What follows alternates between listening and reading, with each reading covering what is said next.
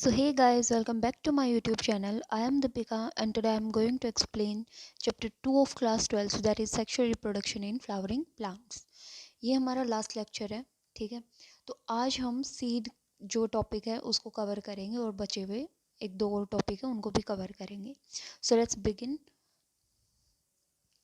सो यहाँ हम बात करते हैं कि इन एंजियोस्पर्म्स में जो फाइनल प्रोडक्ट बनता है सार का, दैट इज सेक्सुअल रिप्रोडक्शन।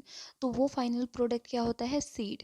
जैसा कि हमने पीछे पढ़ा कि सीड कहाँ से बनेगा, किससे बनेगा? ओवल से, ठीक है। और ओवरी से क्या बनता है? तो फ्रूट बनता है, ठीक है। तो ओवल से बनेगा सीड और ये हमारा फाइनल प्रोडक्ट है सेक्सुअल रिप्रोडक्शन का। It is often described as a fertilized ovule. वही बात है ना, देखो इन्होंने इनडायरेक्टली क्या बोल दिया कि ओवल से ही ये बना है, तो इसको हम फर्टिलाइज्ड ओवल भी डिस्क्राइब करते हैं। Seeds are formed inside fruits. अब सीड्स कहाँ बनेंगे? फ्रूट के अंदर बनेंगे। क्यों? क्योंकि फ्रूट बनता है ओवरी से और ओवरी के अंदर होते हैं ओवल और उन ओवल से बनते हैं हमारे सीड। तो सिंपल सी बात है, तो ये हमारे फ्रूट के अंदर बनेंगे। एक सीड के अंदर क्या होता है, तो पर्टिकुलरली हमें ये सीड की मॉर्फोलॉजी देखनी है कि उसके अंदर क्या होता है, मतलब वो किससे मिलके बना होता है एक टाइप से। तो उसके पास सीड कोट होती है, उसके पास कोटिलेडन्स होंगे और उसके पास एम्ब्रोनल एक्सेस होती है। जो कोटिलेडन होते हैं एम्ब्रोय का, वो बहुत सिंपल स्ट्रक्चर होती है, ठीक है। जनरली थिक होते हैं, मोटे मोटे होते हैं और वो स्वॉलन होते हैं। क्यों होते हैं? क्योंकि उनके अंदर होता है फूड मटेरियल, ठीक है। एज इन लेग्यूम्स, जैसे लेग्यूम प्लांट्स में देखने को मिलता है। ओके। जो मैच्योर सीड्स होती है वो नॉन एल्ब्यूमिनस भी हो सकता है, ये हमने लास्ट लेक्चर में भी किया था, ठीक है। अब थोड़ा सा वही वही एग्जांपल इसमें भी यूज होंगे। नॉन एल्ब्यूमिनस भी होता है और एल्ब्यूमिनस भी होता है। नॉन एल्ब्यूमिनस का मतलब क्या है कि इसके पास कोई भी एंडोस्पर्म नहीं है, मतलब इसके पास बचा हुआ एंडोस्पर्म नहीं होता है, मतलब कंप्लीटली कंज्यूम हो चुका है, ठीक है, एम्ब्रॉय के डेवलपमेंट के दौरान। तो वही है पी ग्राउंडनट बीन, ठीक है। एल्ब्यूमिनस वो होता है जिसके अंदर हमारा एंडोस्पर्म बचा हुआ होता है, कंप्लीटली यूज नहीं होता है। याद रखना, इसमें हमारा क्या होता है? बचा हुआ है एंडोस्पर्म, ठीक है, एम्ब्रॉय डेवलपमेंट के दौरान। इसकी एग्जांपल यहाँ और ज़्यादा दिखा रखे हैं। व्हीट, मेज, बार्ले, कैस्टर, सनफ्लावर, सारे के सारे एग्जांपल हमको याद रखने हैं। अच्छा, ये नीट में पूछी जाती है, ठीक है। तो ये एक दो बार आ चुकी है। ओकेजनली कुछ सीड्स में क्या है, जैसे ब्लैक पेपर हो गया और बीट हो गया, तो इनमें न्यू सेलस के जो रेमनेंट्स हैं, मतलब जो पार्ट हैं वो भी बच जाते हैं, न्यू सेलस भी बच जाता है, जिसको हम क्या बोलते हैं? उस परसिस्टेंट न्यूक्लियस को पेरिस्पर्म बोलते हैं। वो जो बचा हुआ न्यू सेलस है उसको क्या बोलेंगे? पेरिस्पर्म, ठीक है। ये किस में देखने को मिलेगा? ब्लैक पेपर और बीट के अंदर। ओके। अब हम बात करते हैं कि ओवल की जो इंटेगुमेंट थी, वही ओवल, देखो ओवल से हमें पता है सीड बनता है, ठीक है। तो ओवल की इंटेगुमेंट थी, वो क्या है? इसकी कवरिंग है ना, तो वही हमारी सीड कोट बनाएंगी, सीड की कवरिंग बनाएंगी। तो यही टफ प्रोटेक्टिव सीड कोट बनाएंगी, ठीक है।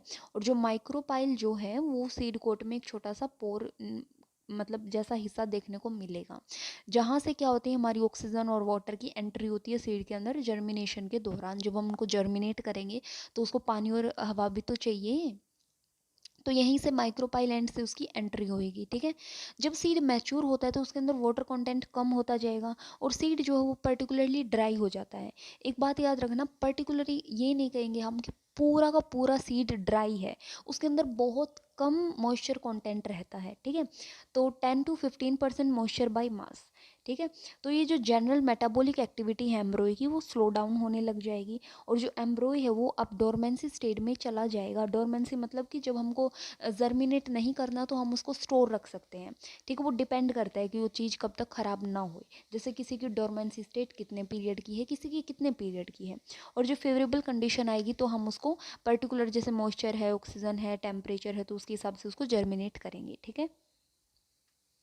फिर हम बात करते हैं कि जो ओवल है वो हमारा वही सीड बनाएगा। तो देखो ये तीसरी बार ये लाइन फिर से बता दी कि as ovules mature into seed, ovule जो है वो मैच्योर होकर सीड बनाएगा और ओवल ही किस में कन्वर्ट होएगा? फ्रूट में कन्वर्ट होएगा, ठीक है। तो ये जो ट्रांसफॉर्मेशन है ओवल का सीड के अंदर और ओवरी का फ्रूट के अंदर, वो एक साथ ही देखने को मिलता है, साथ साथ में ही देखने को मिलेगा, ठीक है। और यहाँ पे एक और चीज़ याद रखना कि जो ओवरी की वॉल होती है वो हमारी फ्रूट की वॉल बनाएगी, जिसको पेरिकार्प बोलते हैं। तो जो फ्रूट होता है वो अपना फ्लैशी भी हो सकता है और फ्रूट जो है वो ड्राई भी हो सकता है। फ्लैशी जिसमें होगा वो गवावा हो गया, ऑरेंज हो गया, मैंगो हो गया, ठीक है। तो गवावा, ऑरेंज, मैंगो, तो इन तीनों में हमारा फ्रूट जो है वो फ्लैशी देखने को मिलेगा। और फ्रूट जो है वो ड्राई भी होता है, जैसे ग्राउंड नट हो गया, मस्टर्ड हो गया, ठीक है। तो ये दो एग्जांपल हमारे ड्राई फ्रूट के, मतलब ड्राई फ्रूट नहीं, फ्रूट जो ड्राई है। ओके, तो many fruits have evolved mechanism for dispersal of seeds. तो बहुत सारे फ्रूट जो हैं तो वो इवॉल्व होते हैं, उनके पास मैकेनिज्म होता है सीड डिस्पर्जल के लिए, ठीक है। ये मतलब नहीं पढ़ना हमको, आगे चलते हैं। तो बहुत सारे प्लांट के अंदर by the time the fruit develops from the ovary other floral part degenerate. तो टाइम के अकॉर्डिंग क्या होता है कि जब हमारा फ्रूट ओवरी से आ रहा है ना, बन रहा है, तो हमारे और भी जो फ्लोरल पार्ट हैं, जैसे उस फूल के अंदर जो पार्ट हैं वो डिजेनरेट होना शुरू हो जाते हैं और वो झड़ जाते हैं, ठीक है। कुछ स्पीसीज में जैसे एप्पल होगी, स्ट्रॉबेरी और कैस्यू हो गया, तो उनमें हमारा थैलेमस भी फ्रूट की फॉर्मेशन में पार्टिसिपेट करता है। अब वो चीज़, वो फ्रूट जो हमारा डायरेक्ट ओवरी से ना बन के, मतलब ओवरी के अलावा अगर उसमें और भी हिस्सा पार्टिसिपेट कर रहा है, जैसे थैलेमस कर रहा है, ठीक है, फ्लावर का, तो उसको फॉल्स फ्रूट बोलते हैं। और वो फ्रूट जो सिर्फ ओवरी से बनता है उसको ट्रू फ्रूट बोलते हैं, ठीक है। फॉल्स फ्रूट के हमें एग्जाम्पल यहाँ दे दिए हैं, एप्पल, कैशू और स्ट्रॉबेरी, ठीक है। ट्रू फ्रूट हमारे बाकी के जो हैं, जैसे बनाना हो गया, तो ये सारे हमारे ट्रू फ्रूट में आ जाएंगे। Although in most of the species fruits जो है वो फर्टिलाइजेशन का रिजल्ट है, and there are few species. देखो यहाँ पे हमारे ये एग्जाम्पल वो डायग्राम दे रखे हैं कुछ सीड्स के, और नीचे दे रखे हैं अपने फॉल सीड्स के, ठीक है। तो ये हमें कोटिलेडन्स देखने को मिलते हैं, ये हमें माइक्रोपाइलेंट देखने को मिलेगा, यहीं पे भी इसकी सीड को टेंडोस्पर्म, कोटिलेडन, ये सारे हिस्से हमें देखने को मिलते हैं, ठीक है। कोटिलेडन से नीचे वाले हिस्से को हाइपोकोटाइल बोलते हैं और ऊपर वाले हिस्से को क्या बोलेंगे, एपिकोटाइल बोलेंगे, जहाँ से प्ल्यूम्यूल निकलिएगा, और हाइपोकोटाइल से यहाँ से रेडिकल निकल के आता है, ठीक है, जो मैंने पीछे बता दिया था। ये हमारा फिर से ये मोनोकोट वाले का दे रखा है। तो इस तरीके से हमारा जो है वो सीड का यहाँ पे डायग्राम दे दिया। चलो अब हम बात करते हैं, ये हमारा फॉल्स फ्रूट है, एप्पल हो गया, ठीक है। तो ये स्ट्रॉबेरी का दिखा दिया इन्होंने, तो ये हमारे फॉल्स फ्रूट के एग्जांपल दिखा रखे हैं कि इसमें हमारा देखो थैलेमस ये रहा थैलेमस। तो ये फ्रूट है, बट इस फ्रूट में थैलेमस भी पार्टिसिपेट करता है, तो ये थैलेमस ही है, ठीक है, इसका भी ये थैलेमस वाला हिस्सा है। तो देखो कुछ स्पीसीज में क्या होता है, हमारा फ्रूट भाई फर्टिलाइजेशन के बिना ही बन जाता है, ये तो नीट का फेवरेट क्वेश्चन है। तो जिसमें हमारा फर्टिलाइजेशन के बिना बन जाता है, तो वो क्या होते हैं हमारे, वो कौन से फ्रूट होते हैं, पार्थेनोकार्पिक फ्रूट होते हैं। अब यहीं पे एक चीज कवर कर लो, एक होता है पार्थेनोकार्पी, एक होता है पार्थेनोजेनेसिस, ठीक है। तो जेनेसिस वर्ड जो है वो होता है हमारा किसके लिए, एम्ब्रॉय जो है वो बन रहा है, ठीक है, डायरेक्ट मतलब यंग या कोई ऑर्गेनिज्म बन रहा है विदाउट फर्टिलाइजेशन। और फ्रूट के लिए हम यूज़ करते हैं कार्पिक वर्ड, ठीक है, ध्यान रखना है इसका। तो पार्थेनोकार्पिक आई तो फ्रूट बन रहा है विदाउट फर्टिलाइजेशन, और पार्थेनोजेनेसिस आई तो हमारा कोई ऑर्गेनिज्म बन रहा है विदाउट फर्टिलाइजेशन। और पार्थेनोकार्पिक फ्रूट जैसे भाई इसमें हमारा बनाना एक एग्जाम्पल हो जाएगा, ठीक है। इसमें हमारा मतलब फर्टिलाइजेशन ही देखने को नहीं मिलता है, तो ट्रू फ्रूट में हम और एग्जाम्पल ले सकते हैं। पार्थेनोकार्पी जो है वो इंड्यूस्ड होता है through the application of growth hormone. Parthenocarpy जो होता है उसमें हम कैसे कर सकते हैं, उसमें हम ग्रोथ हार्मोन मतलब इंड्यूस करवा सकते हैं, ठीक है। तो उसकी वजह से हमारे वो फ्रूट बन जाते हैं। और कुछ और ऐसे फ्रूट ना सीडलेस होते हैं, उनकी सीड भी नहीं होता है। तो seeds offer several advantage to angiosperms. Firstly since reproductive process जैसे pollination, fertilisation are independent of water, seed formation is more dependable. तो सीड्स जो है वो बहुत सारे एडवांटेज देता है एंजियोस्पर्म को। पहले क्या कि जैसे रिप्रोडक्टिव प्रोसेस होती है, जैसे पॉलिनेशन हो गया, फर्टिलाइजेशन हो गया, तो ये सब वाटर के इंडिपेंडेंट होते हैं, और सीड फॉर्मेशन जो है डिपेंडेंट होगी, ठीक है। तो ऑल्सो सीड्स जो है वो बेटर एडेप्टिव स्ट्रेटजीज रखती है for dispersal to new habitat. तो ये इवोल्यूशन से थोड़ा बहुत है, and help to colonize in our in other areas. मतलब सीड आप जर्मिनेट करते हो तो वो वहाँ पे कवर अप ही तो करेगा, ठीक है। तो as they have sufficient food reserve, अब उनके पास क्या है, सफिशिएंट फूड रिजर्व है, मतलब उनके पास फूड मटेरियल है, तो यंग सीडलिंग्स जो है वो नरिश्ड होती हैं अनटिल, जब तक वो खुद फोटोसिंथेसिस नहीं कर सकती हैं तब तक वो उस सीड से ही क्या लेंगे, अपना नरिशमेंट लेती हैं। अब जो हार्ड सीड कोट है वो उसको प्रोटेक्शन भी देगा यंग एम्ब्रॉय को, ठीक है, जब उसमें एम्ब्रॉय बनता है ना, बन रहा है, तो उसको क्या करेगा, प्रोटेक्शन प्रोवाइड करेगा। तो being products of SR they generate new genetic combination leading to variation. अब यहाँ सेक्सुअल रिप्रोडक्शन हो रहा है तो सबको पता है सेक्सुअल रिप्रोडक्शन होएगा तो नया जेनेटिक कॉम्बिनेशन बनेगा और वेरिएशन तो देखने को मिलेंगी। फिर है कि सीड जो है हमारे एग्रीकल्चर में भी बहुत इंपॉर्टेंट होता है, उसका जो डिहाइड्रेशन है, डोरमेंसी जो है वो बहुत क्रूशियल है, ताकि हम सीड को स्टोर कर सकते हैं। जैसे मैंने अभी बताया कि सीड के अंदर पानी का लॉस हो जाएगा तो डोरमेंसी स्टेट में चला जाएगा, और कितने दिन तक हम स्टोर कर सकते हैं वो डिपेंड करता है, ठीक है। तो हम उनको सालों तक भी कर सकते हैं, ताकि हम अपने क्रॉप, जैसे गेहूं है तो आप उसकी सीड को कलेक्ट करके रख सकते हो, और जब उसका सीजन आएगा तो हम उसको जर्मिनेट कर सकते हैं, है ना। तो इस तरीके से ये जो है हमारा स्टोर हो सकता है और जर्मिनेट होगा। अब ये देखो, ये कह रहा है कि कितने टाइम तक हमारा जो है वो अलाइव रहता है, मतलब सीड जो है वाइबल रहेगा। तो वो पीरियड वेरी करता है, ठीक है, मतलब कोई पर्टिकुलर सीड नहीं, पर्टिकुलर टाइम नहीं होता है। कुछ स्पीसीज में बहुत कम टाइम के लिए भी हो सकता है और कुछ स्पीसीज में बहुत सालों तक के लिए भी हो सकता है, जैसे कुछ में महीनों तक और कुछ में सालों तक, ठीक है। और कुछ में तो हंड्रेड्स ऑफ ईयर्स, काफ़ी सालों तक। तो दे आर सेवरल रिकॉर्ड्स होते हैं, जैसे ओल्डेस्ट लुपाइन की बात करो, लुपिनस आर्टिकस, तो ये जो है हमारा आर्कटिक तुंद्रा से, तो इसमें इसमें काफ़ी सालों तक हम इसको क्या कर सकते हैं, स्टोर। तो जो सीड जर्मिनेटेड है और जो फ्लावर है after an estimated record of the, ये देखो 10,000 साल डोरमेंसी के, तो इस ये जो है इन इन प्लांट्स को हम 10,000 साल तक इनके सीड को क्या कर सकते हैं, स्टोर कर सकते हैं, मतलब ऐसे रखा हुआ है ये। तो रिसेंट रिकॉर्ड है 2000 ईयर्स, जो हमारा डेट पाल्म का सीड है, तो ये रिसेंट रिकॉर्ड है, ये काफ़ी पुराना है, ओके। अब जैसे एक और एग्जांपल इन्होंने दे दिया, फोइनिक्स डैक्टिलीफेरा, तो ये डिस्कवर किया गया था आर्कियोलॉजिकल एक्सकेवेशन में at King Herod's palace near the Dead Sea, तो ये भी वही चीज़ है, ठीक है। तो इनके जो सीड है वो काफ़ी सालों तक हम स्टोर कर सकते हैं, ठीक है। ये आपको नहीं पढ़ने हैं, ठीक है, मतलब ये बस एक एनसीईआरटी का पॉइंट ऑफ व्यू है, कुछ क्वेश्चंस जो आपको प्रैक्टिकली करने होते हैं, ठीक है। तो फिर हम बात करते हैं एपोमिक्सिस ऑफ पॉली एम्ब्रोनी, लेकिन उससे पहले एक बार ये तो देख लो कि आप लोगों ने पढ़ा क्या है और कितना करना है। देखो सीड, सीड में क्या पढ़ा है, कितना पढ़ा है, कुछ नहीं पढ़ा हमने। एक तो ये पढ़ा है कि फाइनल प्रोडक्ट होता है, ठीक है, इसके पार्ट क्या क्या होते हैं, तो इस पैराग्राफ में हमारा पार्ट बताया गया है कि इसके सीड कोट होते हैं, कोटिलेडन होते हैं, एम्ब्रोइनल एक्सेस होते हैं। फिर बताया कि दो टाइप का होता है, एक नॉन एल्ब्यूमिनस, एक एल्ब्यूमिनस, इन दोनों के एग्जाम्पल पढ़ने हैं, ठीक है। ये इसका एग्जाम्पल हो गया, ये एल्ब्यूमिनस का। एल्ब्यूमिनस होता है जिसमें हमारा कंप्लीटली कंज्यूम नहीं होता है, क्या, एंडोस्पर्म, ठीक है। फिर हमारा एक और एग्जाम्पल पढ़ने में ब्लैक पेपर और बीट के, जिसमें न्यूसेलस का पार्ट बचा होता है जिसको पेरिस्पर्म बोलते हैं, ठीक है। फिर हमारा ये डोरमेंसी स्टेट भी यहाँ आता है, और यहाँ हमारा ये भी बताता है कि इंटेगुमेंट्स इसकी हार्ड कवरिंग इसको प्रोटेक्ट करेगा, और माइक्रोपाइल का क्या फंक्शन रहेगा आफ्टर फर्टिलाइजेशन। तो ये भी बहुत ज़रूरी है, ये सीड में एक छोटा सा पोर बन जाएगा और वहाँ से ऑक्सीजन और वाटर की एंट्री होती है, ये भी हमने पढ़ लिया। फिर हमने यहाँ पे क्या देखा इस पैराग्राफ में, इस पैराग्राफ में हमने देखा कि जो ओवरी की वॉल है वो पर्टिकुलर पेरिकार्प बनाती है। फ्रूट फ्लैसी भी हो सकता है, ड्राई भी हो सकता है, इनके एग्जाम्पल पढ़ने हैं, ठीक है। तो इस पैराग्राफ में भी दो लाइन थी, और यहाँ पे हमारे फॉल्स फ्रूट और ट्रू फ्रूट के बारे में बता रखा है, और दोनों के एग्जाम्पल याद रखने हैं, ठीक है। और फॉल्स फ्रूट इनकी डेफिनेशन भी याद रखनी है, और यहाँ पे हमारा पार्थेनोकार्पिक फ्रूट और उसका एग्जाम्पल, ठीक है।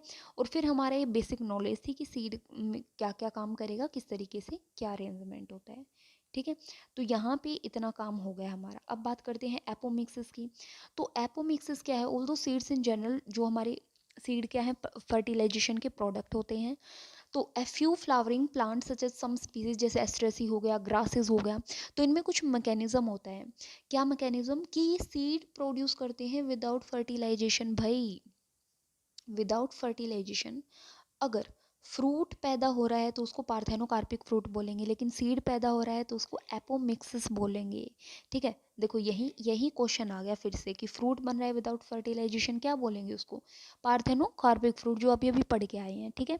तो एपोमिक्सिस जो है वो एसेक्सुअल रिप्रोडक्शन की फॉर्म होती है, जो सेक्सुअल रिप्रोडक्शन की तरह मिमिक करती है।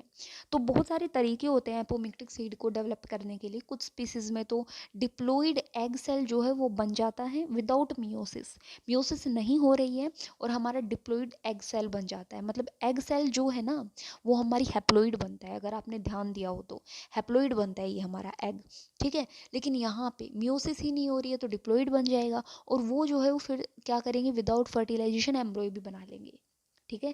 तो देखो कितना खतरनाक काम है। और किस में देखने को मिलेगा? सिट्रस वाले फ्रूट्स हो गए, ठीक है, सिट्रस हो गया, मैंगो हो गया, इनमें देखने को मिलता है। Some of nucellar cell surrounding, तो ये varieties some of nucellar cell surrounding the embryo sac start dividing. तो देखो एम्ब्रोय सैक के साइड में देखो, जो हमारा एम्ब्रोय सैक था तो वहाँ पे हमारी न्यू सेलस की सेल भी देखने को मिल रही थी, है ना। तो यस, वही सेल जो है वो डिवाइड करना शुरू करेंगे और एम्ब्रोय सैक में घुसती चली जाएंगी, और वो जो है वो डेवलप हो जाएंगी एम्ब्रोयज के अंदर, ठीक है।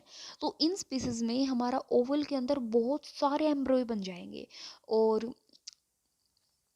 ये किस में देखने को मिलता है? ये हमें सॉरी, इस कंडीशन को क्या बोलते हैं? Poly embryony. क्या मैं कुछ गलत नहीं बोल गई? एक मिनट। Okay okay okay.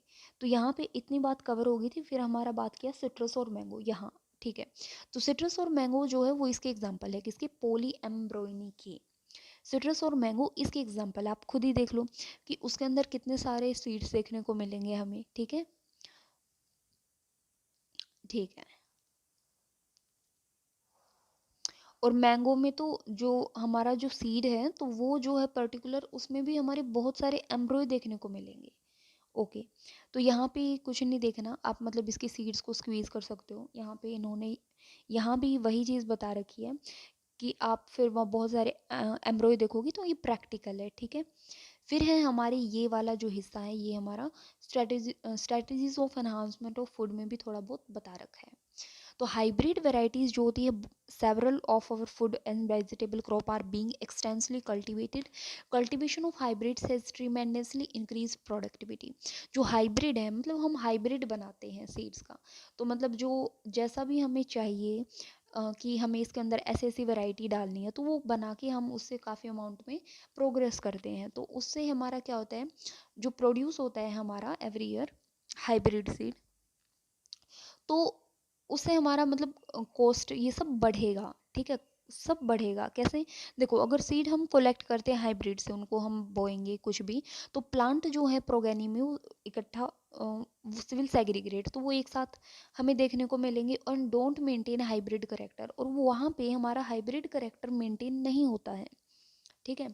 तो production of hybrid seed is costly, और वैसे भी हाइब्रिड सीड की अगर प्रोडक्शन करते तो वैसे कॉस्टली पड़ता है, and hence cost of hybrid seed become too expensive, और फार्मर्स के लिए तो बहुत खर्चे वाला काम हो जाएगा।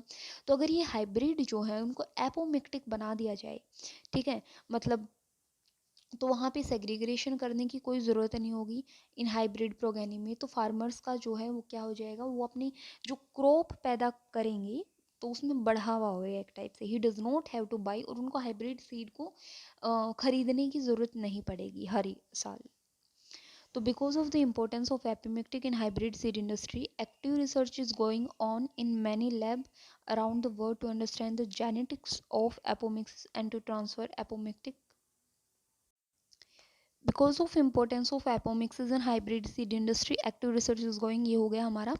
फिर हम बात करते हैं कि मतलब बहुत सारी लैब में हम ये एक्टिव रिसर्च देखते हैं इस टॉपिक पे अराउंड द वर्ल्ड, ताकि हम ये जो एपोमिक्टिक की जेनेटिक्स है इसको समझ सकें एंड ट्रांसफ़र कर सके apomictic genes into hybrid varieties. तो यहाँ पे ये हमारा मतलब यहाँ से क्वेश्चन नीट के बिहाफ पे बिल्कुल नहीं बनता है, ठीक है। तो ये आपको पर्टिकुलर नॉलेज के लिए ही थोड़ा बहुत दिया गया है। लेकिन नीट जो है वो क्वेश्चन देगा पोलियम्ब्रोइनी से, ठीक है। इसके एग्जांपल हमें याद रखने हैं सिट्रस और मैंगो और एपोमिक्टिक, ठीक है। What is this called? तो सीड विदाउट फर्टिलाइजेशन उसको बोलेंगे एपोमिक्टिक। ये एस्ट्रेसी और ग्रासेस में देखने को मिलता है हमें मेनली। तो इन दोनों के एग्जाम्पल और ये दोनों टर्म्स यहाँ समझनी थी इस पैराग्राफ में। बाकी और ना तो सीबीएसई में बाहर देखने को मिलता है, ना ही नीट में बाहर देखने को मिलता है, ठीक है। सो इस वीडियो में इतना ही, और यहाँ हमारा ये चैप्टर पूरा होता है, कंप्लीट ख़त्म होता है। अब हम नेक्स्ट चैप्टर करेंगे, चैप्टर नंबर 3 ह्यूमन रिप्रोडक्शन, अगली क्लास में, ठीक है। So thanks for watching my video, and if you like my video then also subscribe my channel. Thank you.